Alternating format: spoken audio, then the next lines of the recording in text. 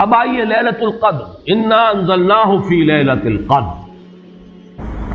اس قدر سے مراد کیا ہے؟ اس کے ضمن میں تین آراء ہیں کہ جو ملتی ہیں، دو بہت مشہور ہیں، تیسری ذرا ایک شاذ رائے ہے، لیکن یہ کہ بہرحال وہ بھی میں چاہتا ہوں کہ آپ کے علم میں آ جائے۔ قدر سے مراد ایک تو یہ ہے کہ یہ تقدیر الامور، یہ گویا کہ تقدیر کی رات ہے۔ لیلۃ القدر یعنی وہ رات جس میں تقدیر الامور، تمام معاملات جو ہیں ان کا معاملہ طے کر دیا جاتا ہے۔ تو ایک رائے تو میں نے عرض کی کہ قدر سے مراد تقدیر، کہ یہ رات جو ہے تقدیر الامور کی رات ہے، تمام جو امور ہیں ان کے مقادیر، ان کی تعیین، ان کے بارے میں اللہ تعالیٰ کے احکام جو ہے ان کا ایشو ہو جانا۔ ایک رائے یہ ہے کہ یہ قدر سے مراد ہے قدر و منزلت، اونچا رتبہ،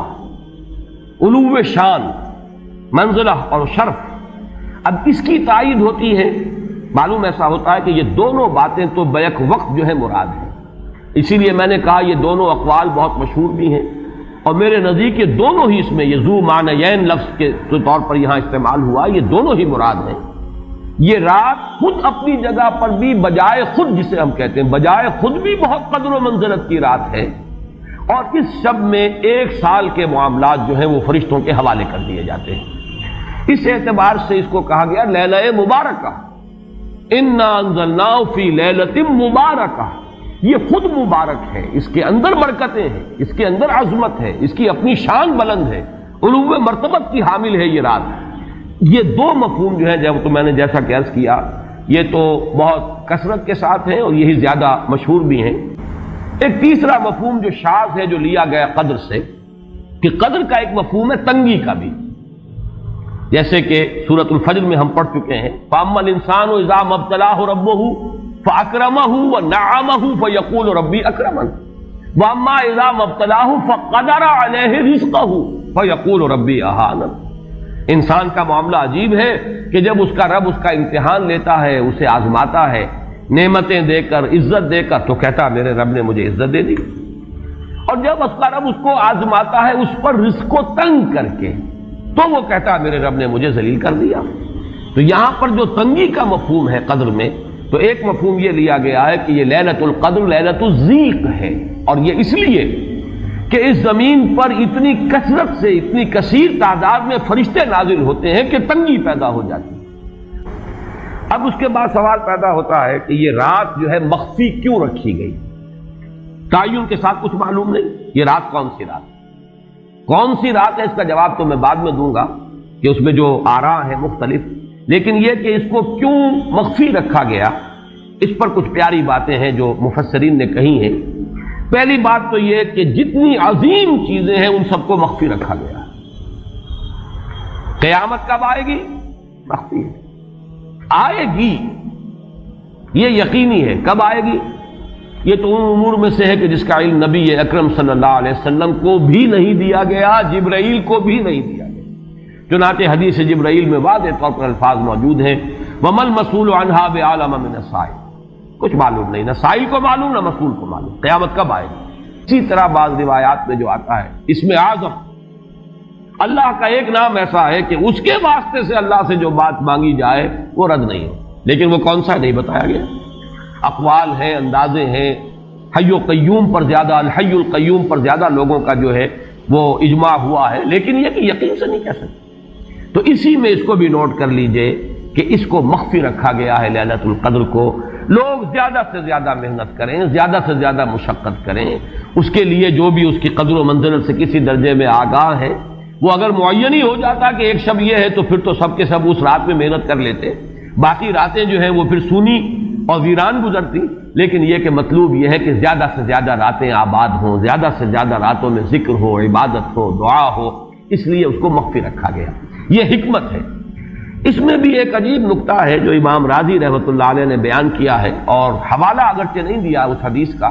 لیکن ایک روایت کے حوالے سے بات بیان کی ہے کہ اس کے ظاہر نہ کرنے میں بھی اللہ کی ایک شفقت اور رحمت ہے بندوں کے حق میں، اس لیے کہ اس کی قدر جتنی زیادہ ہے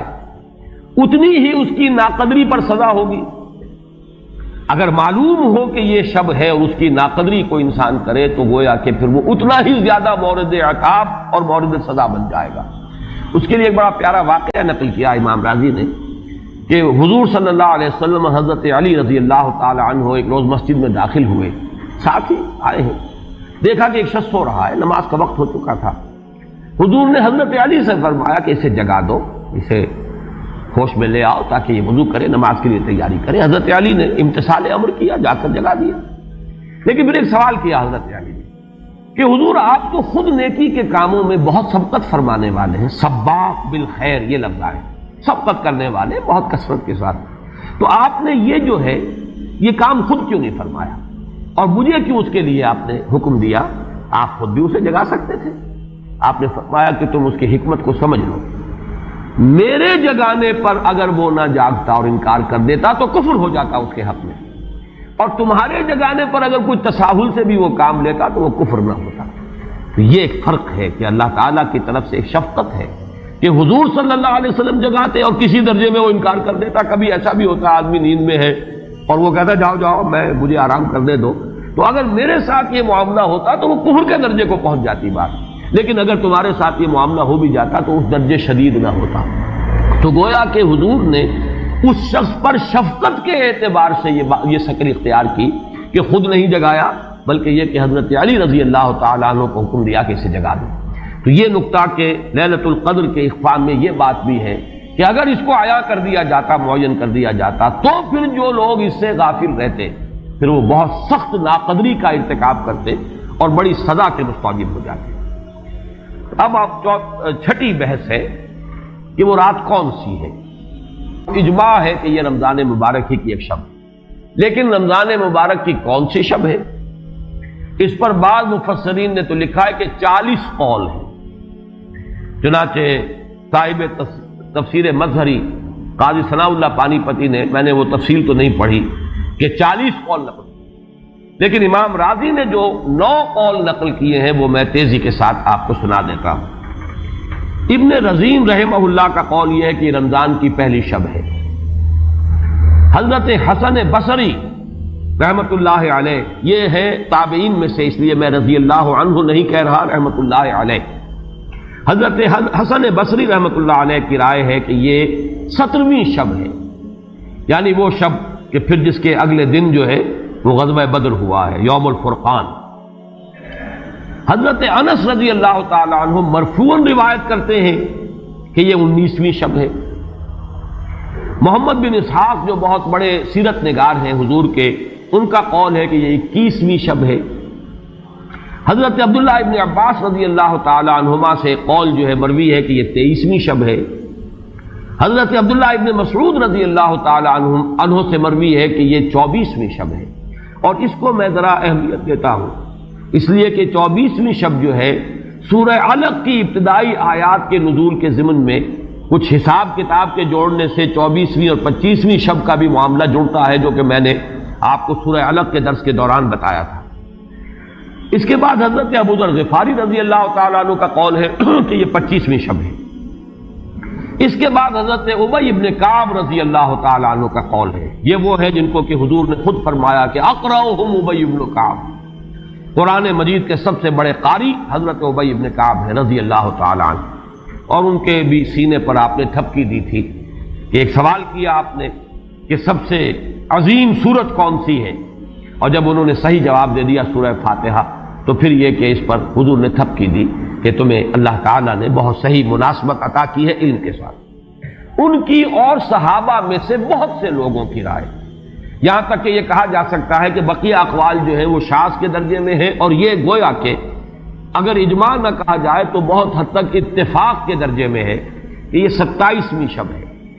اور اس 27ویں شب کے ضمن میں حضرت عبداللہ ابن عباس سے ایک روایت میں پہلے آپ کو بتا چکا ہوں کہ 23ویں شب، لیکن 27ویں شب کے ضمن میں جو مختلف روایات حضرت عبداللہ ابن عباس رضی اللہ تعالی عنہما سے مروی ہیں، ان میں بھی کچھ لطیف نکات ہیں، وہ میں بعد میں بیان کروں گا۔ اس کے بعد ایک شاذ قول اور بھی ہے کہ یہ 29ویں شب ہے۔ تو یہ گویا کہ 9 ہیں اقوال، جن میں سے بعض جلیل القدر صحابہ کے ہیں، عبداللہ ابن مسعود، ابو ذر غفاری، ابن عباس، ابی ابن کعب، لیکن یہ ہے کہ سب سے زیادہ جو اتفاق اگر اجماع نہ کہا جائے تو 27ویں شب پر ہے۔ اللہ تعالی ہم سب کو یہ لیلہ قدر اور لیلہ مبارکہ جو ہے اس کی برکات سے اور اس کی قدر و منزلت سے اور اس کے خیرات و حسنات سے متمتع ہونے کی توفیق عطا فرمائے۔